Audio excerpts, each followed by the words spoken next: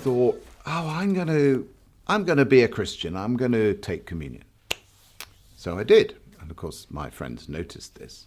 So over lunch, a friend of mine said, so you took communion this morning. Does that mean you're a Christian? And I said, well, I suppose it does.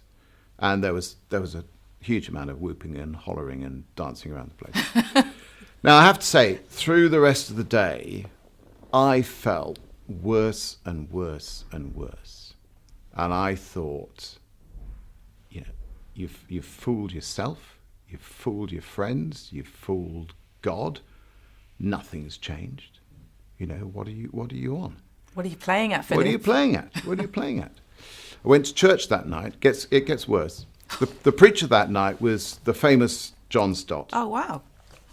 I was introduced to John Stott feeling a complete fraud as this brand new Christian, and he asked me what I'm going to do with the rest of my life, and I kind of make something up. So they rolled you out and said, here we are, well, brand it wasn't new, at the shiny. front, thankfully. But it was as I left. Yeah, exactly. My goodness.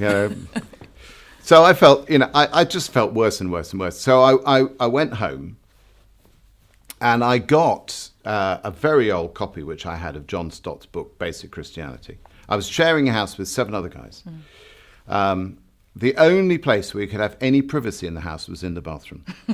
So I went into the bathroom, locked the door, knelt down on the cold lino floor because I knew I had to kneel down.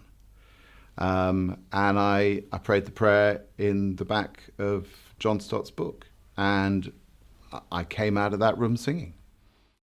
Yeah, I mean, I think it's interesting looking back on it now, and it's not, here I am, an Anglican priest, and I'm saying on public radio, I've been baptized twice, Well, that was the right and appropriate thing I felt for me to do at the time. I looking back in it now, I don't think it negated what happened when I was a child. I wouldn't want to say for 1 minute that was kind of invalid.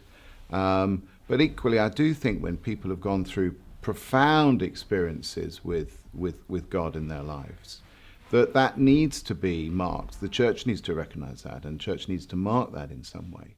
I was reading Psalm 88 the other day, and I just love the fact that Psalm 88 is in the scriptures, because Psalm 88 has no happy ending whatsoever. It's not, all my friends are against me and life's really terrible and I should go down to the pit, but I know you, O God, are there for me, and therefore I will stand and rejoice in the assembly of the righteous. I'm making it up as I go on.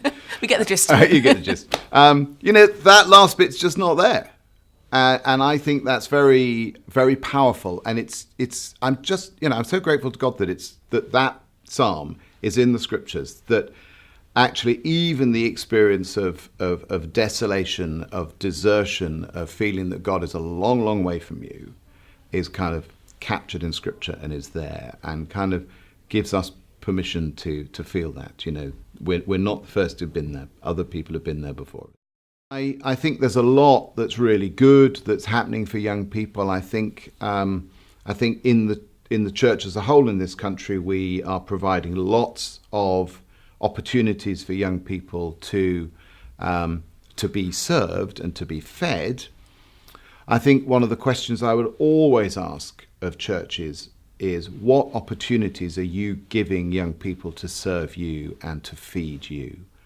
And I think one of the perennial problems that we have in the church in this country is that we're far too slow to give children and young people responsibility in the life of the church. You treat people you give people responsibility, you treat people responsibly, and generally they will be responsible. Treat them as irresponsible, and that's what you get. Sure. And I think we are just too slow to trust them and to learn from them.